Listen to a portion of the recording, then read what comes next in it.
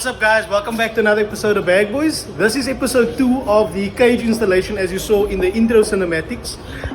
Just to touch base on where we are currently, I got these base plates and pipes welded in. The X is welded, that side's welded, tops are welded, as well as the legs. So you just saw me cut this pipe to the right length, so I've dropped it down now. It used to be here and it's now on the box at the bottom, and that's so that it can meet this metal on the middle here as well.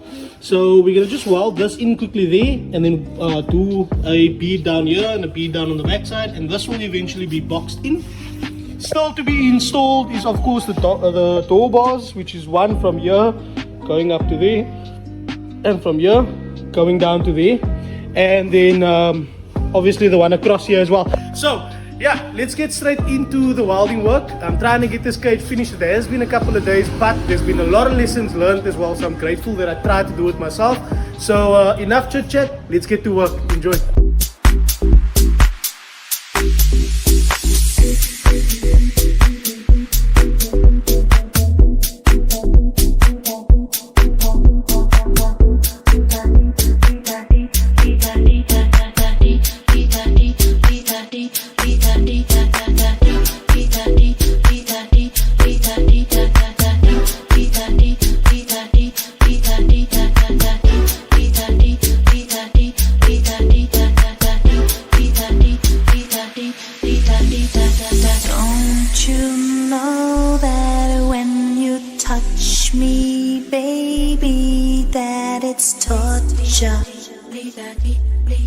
Brush up against me, I get chills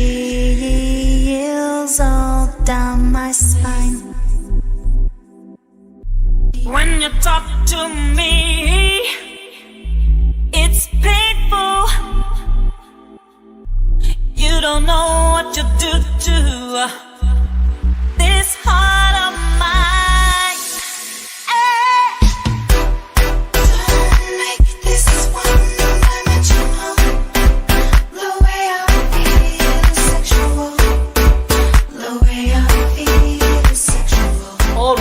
We have reached the end of the day. It's quite a bit later since the last clip you guys just saw. I didn't film this, but I just did the shocks on this car now and replaced those. So now we're back into the late shift on the Mazda. I don't want to stay too late. I am a bit tired, so I'm going to do something a little bit easier on the cage for the rest of the evening. Basically, just going to do this rear bar that needs to go in here. So we've got that one and the two on that side, two on that side, so 5 left, and we've done 5 total, but I would say the cage is about 70% done at the moment. So yeah, we're just gonna do that bar quickly. Basically it's just shortening it slightly so that we can fit the plate in there and then welding it to the body, and then I'll check back in tomorrow to make some more progress. I do have this Honda Prelude in for suspension check. It's got a funny sound and it's doing funny things when you're driving the car. So tomorrow I'm going to go over the full suspension on that car, which I probably will record just to give you guys some other content as well. But yeah, I'm hoping to finish this cage within this video.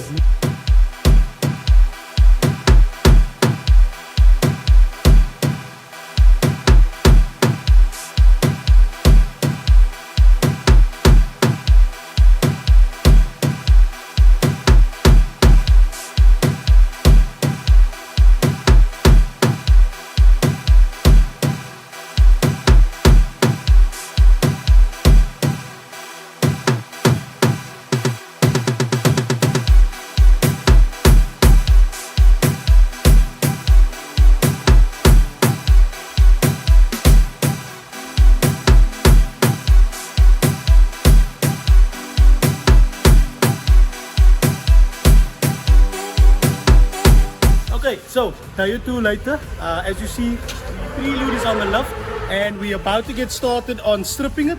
Unfortunately it is incredibly dirty, so we are going to go ahead and clean off underneath the car first, and also clean off all the parts as we work, just to try and neaten it up a little bit. So we're doing ball joints, tie rods, rack ends, so that's upper and lower ball joints, changing the shocks, and a front poly kit. So there's quite a few items that need to go on the car, but I'm sure the car is going to feel amazing once it's done. Hopefully the shocks are still good as well as the top hats, because those parts I'm not changing. And then in the rear, I only noticed the swing, the lower swing arm bush that needed replacing, but we might not get to it this time around. So anyway, let's jump into cleaning up, and then I'll check in with you guys once I have all the parts nicely laid out.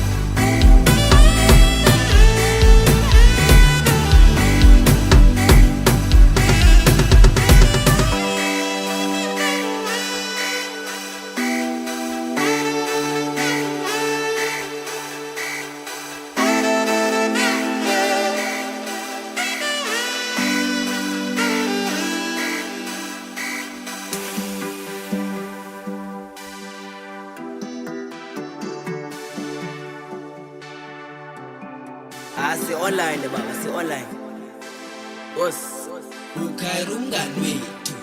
Ukairumngani.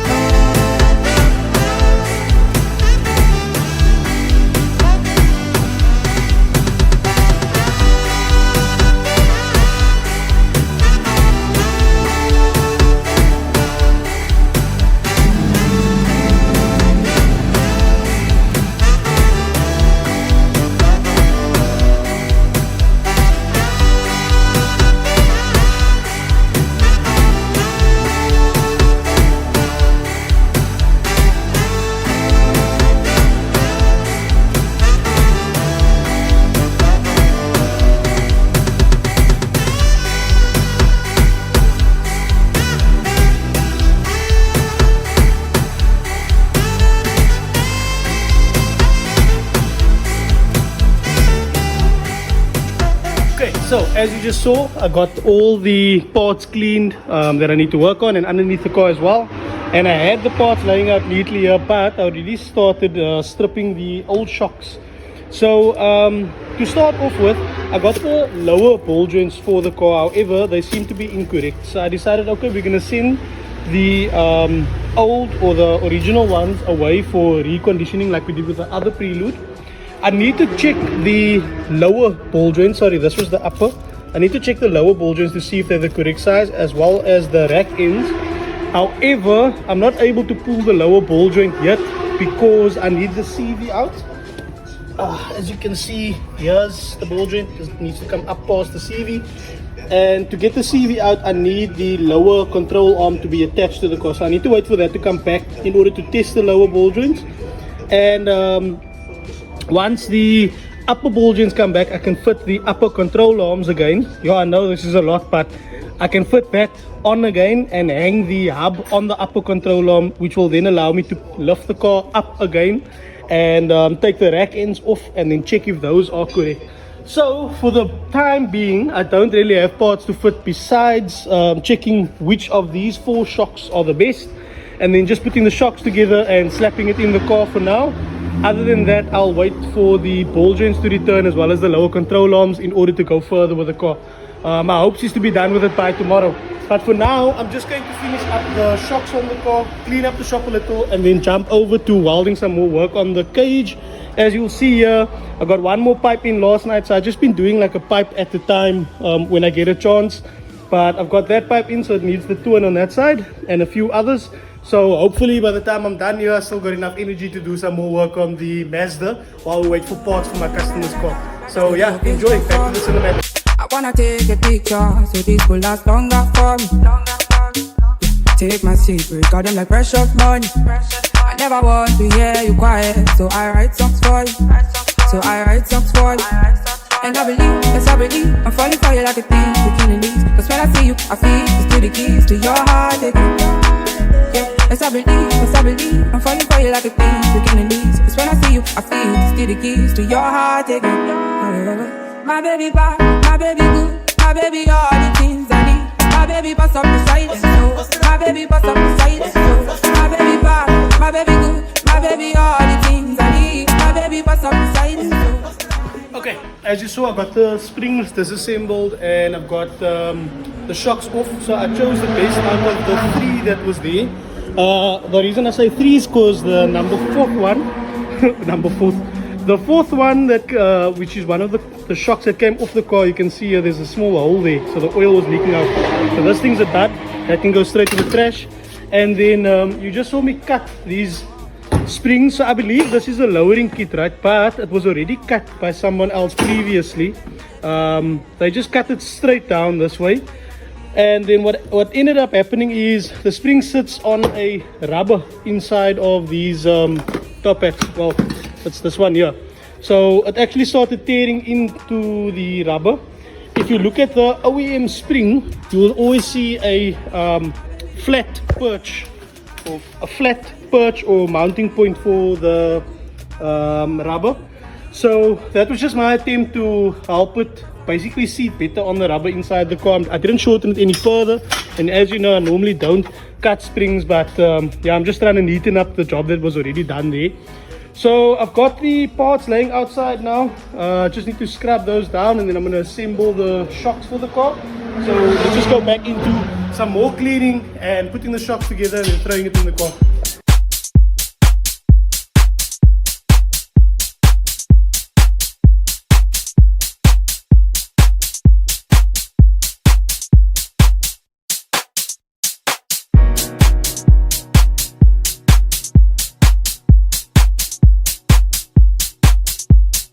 Now that we're waiting for parts, let's get back into the cage of the Mazda.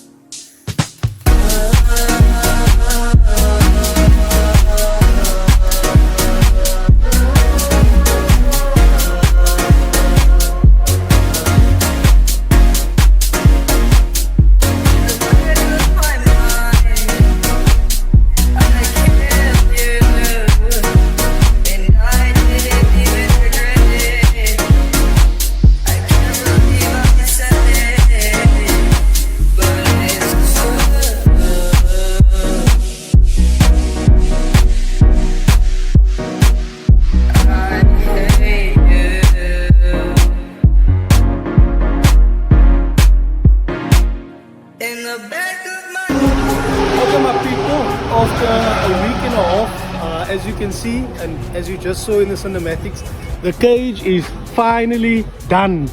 Yeah, it was a lot of work, and yeah, I got injured twice and used a lot of materials, but it's finally done. I can call it done now, and it's in the car, and I can't be happier.